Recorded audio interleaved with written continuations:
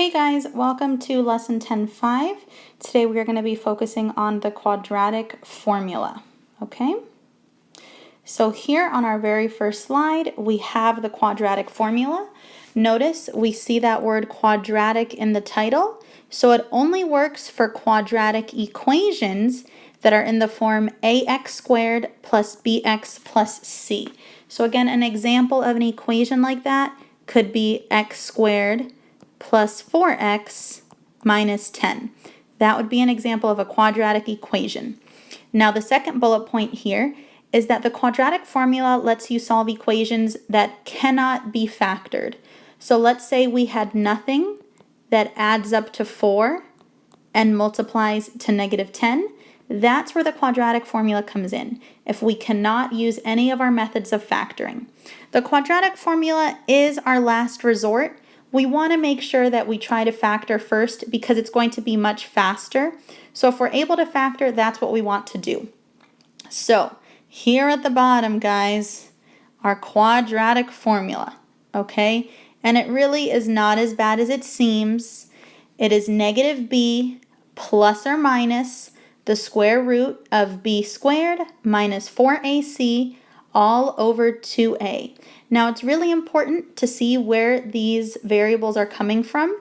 Notice b shows up twice in the quadratic formula, and b is always the number in front of x, okay? So for my example, b would equal 4, okay? A also shows up twice in the quadratic formula, and a is always the number in front of x squared. So in my example, I don't have a number in front of x squared, so it would be an invisible 1. So for me, a would equal 1. And notice c is the last variable we have, and c is just the constant here by itself. So for me, in this example that I created, c would equal negative 10. Okay? And we will go through and use these here now. So let's use our first example. Use the quadratic formula to solve, and notice our hint there. The very first thing we want to do is identify a, b, and c. I'm going to put a up here, b here, and c here. Now something to be careful with here is that notice our equation is not written in standard form. So I'm going to rewrite this in standard form, x squared plus 3x minus 10. Now we're in standard form, so now a is the number in front of x squared, which is 1, b is the number in front of x, which is 3, and c is the number here by itself, which is negative 10. So now let's go ahead and plug all of this into my quadratic equation. My quadratic equation is negative b plus or minus the square root of b squared minus 4ac all over 2a. So all we're going to do now is going to plug in numbers for b, a, c, and a. So what that's going to look like, x equals negative 3, because b is negative 3, plus or minus the square root of 3 squared minus 4. A is 1, so 4 times 1, and c is negative 10. All over 2 times a, and a is 1. So notice there we have that all set up. Now you can use your calculator if you want to simplify. I am still going to go through the steps here to show you. X equals negative 3 plus or minus. When we simplify all of this, inside of the square root is 49. So negative 3 plus or minus the square root of 49 over 2. Now this is the really important step, okay? I'm going to simplify this one more time because the square root of 49 is 7. So x equals negative 3 plus or minus 7 over 2. So this is where we're at, and we're almost done. But now this plus or minus really comes into play.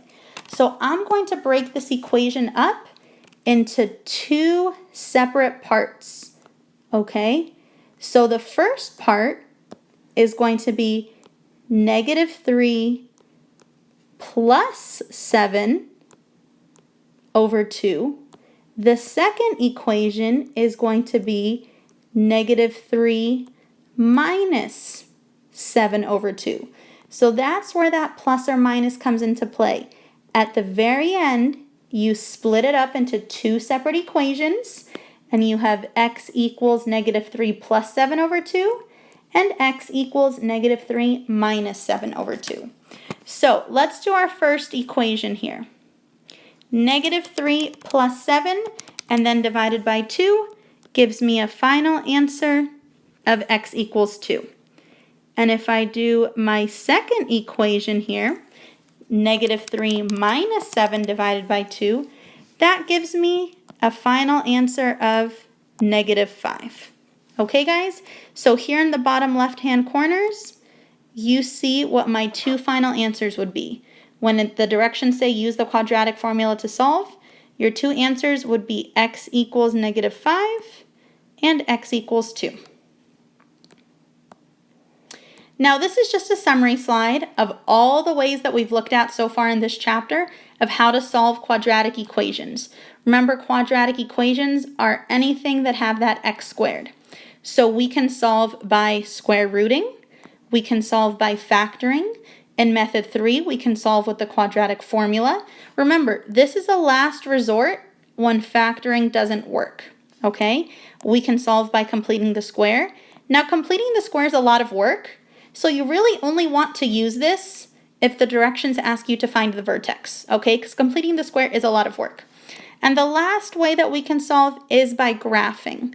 Again, graphing can take a little bit longer, so unless the directions specifically say to graph, don't worry too much about graphing. All right, let's look at our second example here, just identifying which method we should be using. So we do not need to solve, but I just want you to understand what it looks like when you use these methods. So for example A, square root. We cannot square root, okay, because there's not two terms. Factoring, we cannot factor. Notice there's a coefficient in front of x squared, so we can't work backwards. They're not perfect squares. We cannot group or combine, so we're not able to factor. Quadratic formula, however, we are able to do. So for example A, we would solve this using the quadratic formula like we just did in the last example, okay? For example B, now let's talk about that one. Which of these 5 methods are we going to use to solve example B? And for example B, our very first option is going to work. We can square root example B. There's only 2 terms and they're both perfect squares. Let's solve it really quickly so you guys can see. We would add 100 to both sides. We would get y squared equals 100. We would square root. The square and the square root cancel out. And remember, the square root of 100 is 10, and the square root of 100 is also negative 10. Okay, so again, just showing you the different methods and how you would implement those to solve. Let's get to our last piece of the lesson here, which is the discriminant. So this word discriminant you do need to be familiar with. And the discriminant is the part under the square root in the quadratic formula. So the discriminant is defined as b squared minus 4ac, okay? The discriminant is only this part under the square root. Now, a few of you have already asked these kinds of questions in Google Classroom. What happens if the discriminant is negative? So what happens if you try to square root negative 25 in your calculator? You get this big error as a response. That's because you cannot square root a negative, okay? You cannot square root a negative number, okay? So we're going to see how we deal with that on the next slide, all right? But the discriminant is everything under the square root, and we cannot have a negative number under a square root. So let's take a look at what happens if, for some reason, the discriminant does end up being negative, okay? So this table shows us how many solutions we are going to have for the problem. If the discriminant is a number less than 0, so by that, all we mean is that it's a negative number. how many solutions am I going to have? I'm going to have no solutions, right? Because that's what we've been talking about. When you try to square root a negative number, you get an error message, and so there's no answer. There's no solution.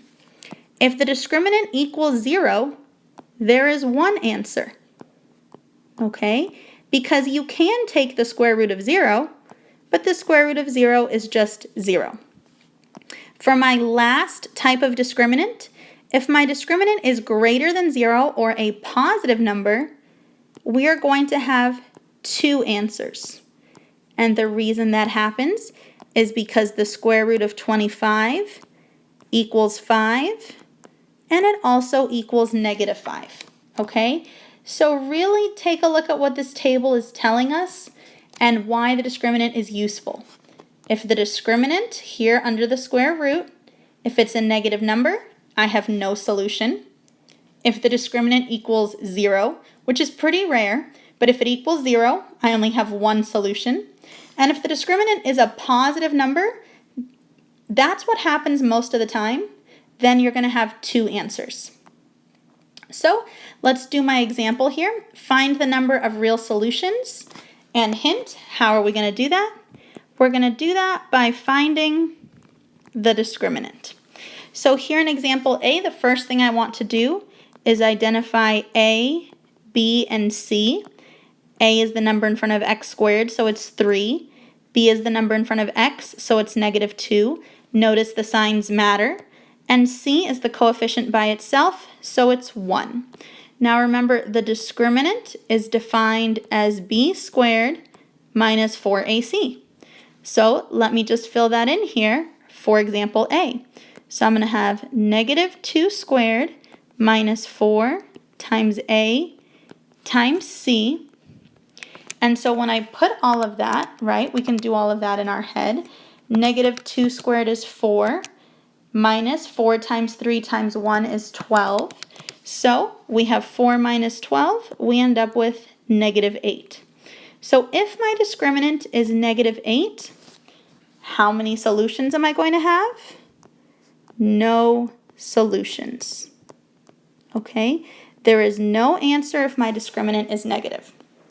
Now let's go to example B. Now here is our first problem in example B. We do not equal 0. So in order to get this equal to 0, I'm going to subtract 4x from both sides, cross out on the left, and my new equation is going to be 0 equals 4x squared minus 4x plus 1. Now notice I wrote this in standard form, okay, with my biggest exponent first. So now let's identify A, B, and C. A is the number in front of x squared, which is 4. B is the number in front of x, which is negative 4. And C is the coefficient by itself here, the constant, so it's just going to be 1. So now let's plug that into our discriminant.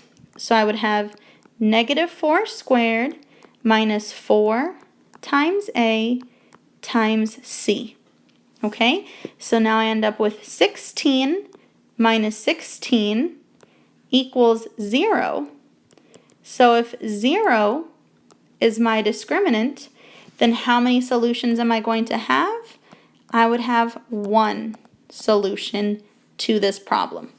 Okay, guys? So there's example A with a negative discriminant, and then here's example B with a 0 discriminant. And so that is it for today's lesson. Okay, guys, your homework is going to be homework 10.5 in Google Classroom. This is what it's going to look like. Notice the first couple of questions, all you have to do is identify A, B, or C. So just tell me what A equals, B equals, C equals. My next section, just finding the value of that discriminant. Remember, the discriminant is b squared minus 4ac. And then for my third section, use any method to solve. Okay, guys? You can factor, you can use the quadratic, you can work backwards. I will tell you 7, 9, 8, and number 13, those are going to be your tricky ones, okay? Those are going to be the problems that you have to use the quadratic formula for, because notice you have coefficients in front of the x squared. Okay, so you're not able to do anything else. In number 13, technically, you could maybe GCF, okay? So if in 13 you wanted to GCF, you could get away with that. All right, so there's your homework, guys, for 10.5. Thank you so much for joining me for this lesson, and I will see you guys for the last lesson of Chapter 10, which is 10.6.